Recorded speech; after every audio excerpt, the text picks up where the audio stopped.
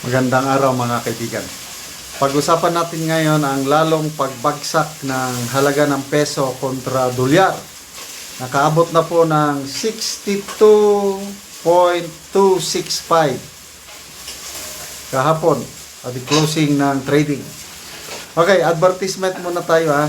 Meron tayong stock ng dark chocolate. Dito po kayo mag-order 0916-9000-997. Limited lang po ang stock dahil kakaunti lang ang harvest na kakao. First come, first serve. Hindi po ako nagninegosyo nito. Umiinom lang ako araw-araw dahil sa sustansya at sarap. Gusto ko lang din matulungan ang mga farmers, kakao farmers sa Bukidnon para may benta ang produkto nila. Ito, nakakalungkot na balita. Sa post ng bilyonaryo news channel, the Philippine peso closed at 62.265 against the US dollar on August 28, 2026. I don't know ngayon. Noong August 27, 61.888 ang halaga ng isang dolyar sa peso. So, August 28, yun na, pumalo na ng 62.265. May pahayag ni Auntie Claire Castro, I don't know, early this year. Sabi niya, ayaw ng Pangulo na makaabot ang halaga ng peso kontra dolyar makaabot ng 60. Pahayag yan ni Auntie Claire Castro eh.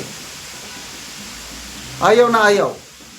Oh, iba yung ayaw na ayaw at iba naman yung ano bang nagagawa ng gobyernong ito.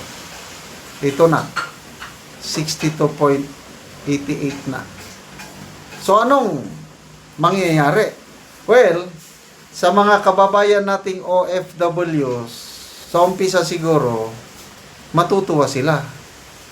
Kasi nga, yung value ng dolyar na ipapadala nila dito, lalaki yung makukuha nila. But in the long run, tataas ang presyo ng mga bilihin. Kasi ang ating ekonomiya, naka-base sa dollar, US dollar. Yun na lang mga langis, crudo, gasolina, crudo. Binabayaran natin yan ng dolyar. So, pag tumaas, bumaba ang value ng peso natin kontra dolyar, magre-resulta yan, tataas ang presyo ng gasolina at crudo. Pag tumaas ang presyo ng crudo at gasolina, lahat na yan, tataas na, mga bilihin. Kaya in the long run, apektado pa rin ang mga kamag-anak ng OFWs. Paano yung hindi OFW? Kawawa. So, yan na talaga. Lahat na lang, indication sa ating bansa is palubog ng palubog. Economic growth. Napakababa ang economic growth na ng bansa. Nung umupo ang administrasyong ito, ang minana niyang economic growth kay Tatay Digong natin is 7.6%. Nanggaling pa yan sa pandemic ha? So ano na ngayon after 4 years? From 7.6 2.3 na lang ngayon itong second quarter. So doon sa budget hearing sa Senado, tinanong ni Senator Camille Villar ang Bangko Sentral Governor, ano bang dahilan bakit bumabagsak ang ating ekonomiya? Very obvious, sabi, is sa investments. Bumabagsak ang investment, local and foreign investment, bumabagsak. Bakit? Wala nang may tiwala na mag-invest dito sa Pilipinas dahil sa talamak na korupsyon. Tapos, sasabihin pa ng Pangulo, sa isang interview sa kanya nung nagpunta siya sa ibang bansa na sabi niya dahil sa pag-expose ko ng flood control corruption sa bansa, bumalik na ang tiwala ng mga foreign investors. Ganun pa ang kanyang tingin. Grabe talaga ang ating Pangulo.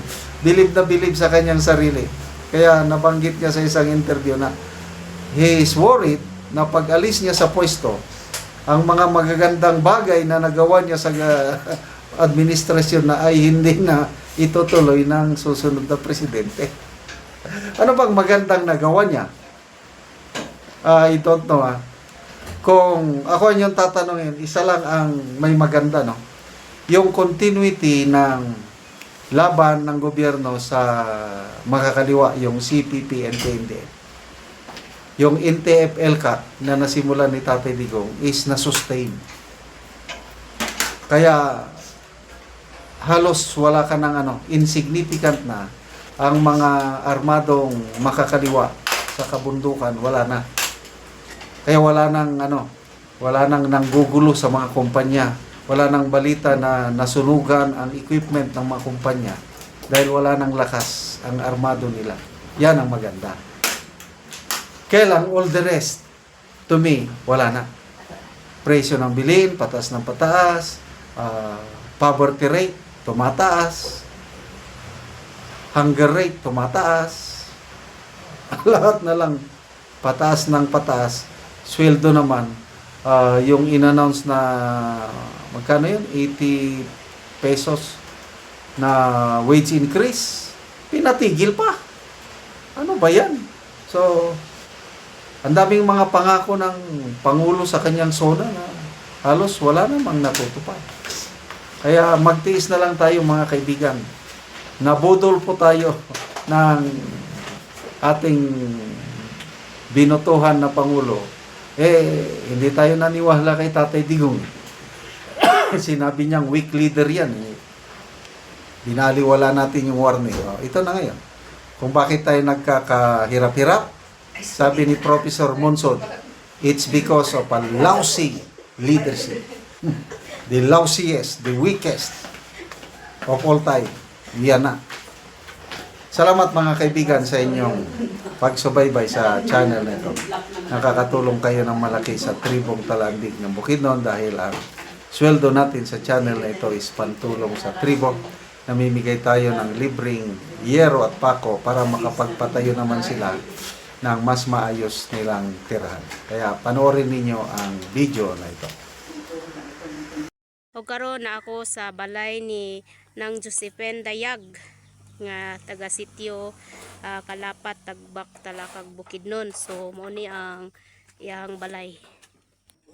Okay, so mao ni ang diri sa sulod, so gipangsapahan na lang gyud. Pangsapahan na lang gyud og mga kuan daot nga yero. So makita nimo nga luoy sila kay kung muulan, mutulo na gyud ang ulan. Tuluan na gyud sila kung kusog ang ulan. Pangsapahan na lang gyud, oh. So karon magkuan sila, magpulis sila og atok. So mo ni ang natag sa ilang nga yero nga ridge, so napulo ni kabuo.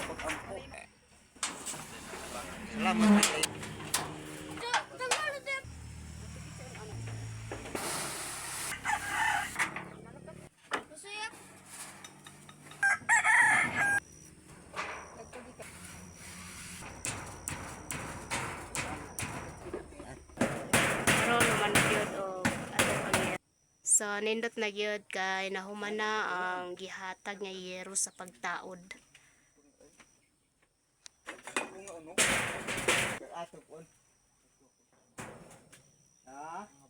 O karon human na gyud og atop ang imong balay ante. So unsa imong masulti? Dako kaayo kong pagpasalamat nga naabot na ang sin nga nahatag sa ako nga nakaatop ra gyud ko. O so dako gyud kay imong pasalamat eh. Oh, dako gyud. So pila na dahil katuig ang imong balay te nga aya pa mapulir og yero.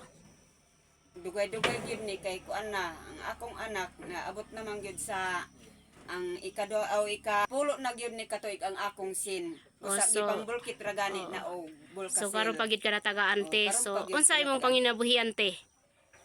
Mag-umara ko. So mag-uumara ka te. So pila na imong edad te?